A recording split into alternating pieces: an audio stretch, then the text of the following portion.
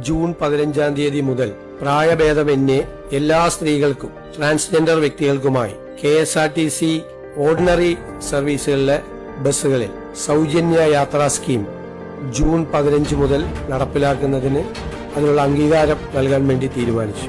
ഇന്ദിരാ ഗ്യാരണ്ടിയിലുള്ള ഈ പദ്ധതി പ്രിയദർശിനി എന്ന പേരിലായിരിക്കും അറിയപ്പെടുന്നത്. കണ്ടീഷൻസ് ഒന്നും ഇല്ലാതെ ആദ്യം ഓർഡിനറി ബസ് സർവീസിലാണ് ആദ്യഘട്ടത്തില് ഈ പദ്ധതി സൗജന്യ യാത്ര തീരുമാനിച്ചിരിക്കുന്നത്. ഇത് നമ്മൾ പ്രഖ്യാപിച്ച പദ്ധതിയുടെ ആദ്യഘട്ടമായിട്ടാണ്.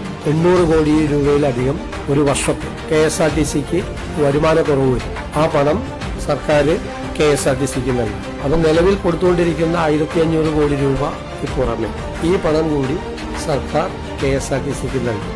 സ്വതന്ത്രമായി വരുമാനമുണ്ടാക്കാൻ കഴിയുന്ന തലത്തിലേക്ക് KSRTCയെ ഉയർത്തുന്നതിന് വേണ്ടിയിട്ടുള്ള നടപടികൾ ഗവൺമെന്റ് ചെയ്യുന്നു.